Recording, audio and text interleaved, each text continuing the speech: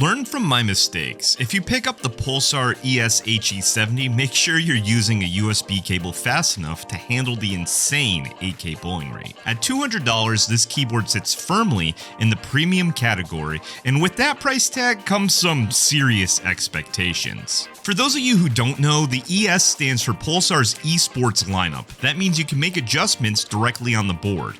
No software required. And personally, I love that. And this thing checks a lot of boxes for someone like me. Premium build, magnetic switches, 70% form factor, great sound, and total customization, all without software. But before we get into the details, let's take a look at what's inside the box. You'll find a USB Type-C to USB Type-A cable, a keycap switch puller combo tool, 3 extra Raisha magnetic switches, which we'll talk about more in a minute, a Pulsar sticker, and of course the manual. The ES HE70 has a true premium feel. The aluminum body is solid. The smooth cherry profile double shot PBT keycaps in combination with the adjustable feet feel excellent. And thanks to the dual silicone structure, you get a satisfying, mild, clacky typing sound.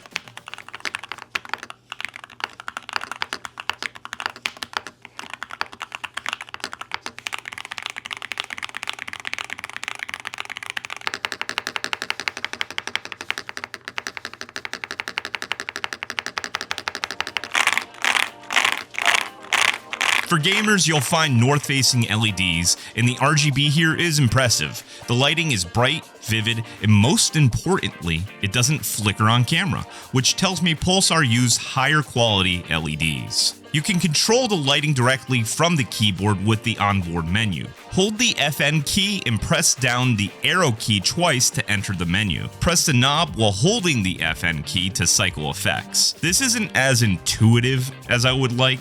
I was hoping I would just be able to select the color changes from the on-screen menu without having to use any FN key shortcuts. I actually had to reference the manual a few times in order to figure this one out. While companion software exists, it's pretty bare bones, limited to lighting, key rebinds, macros, and actuation settings. Thankfully, the onboard memory lets you save multiple profiles. You can swap between them instantly via a dedicated profile button. These are Raisha precision rail switches. They're linear with an initial force of 28 grams, maxing out at 55 grams, with 4 millimeters of total travel. And of course, the travel distance on every key is customizable on board without any software. Which brings me to the screen. Navigating through the menus is pretty intuitive, with the knob press acting as the selector and the menu button acting as the back button. This is a really neat feature and I really enjoy using it. I will say the board is locked at 8,000 Hertz though, so make sure you're using the provided cable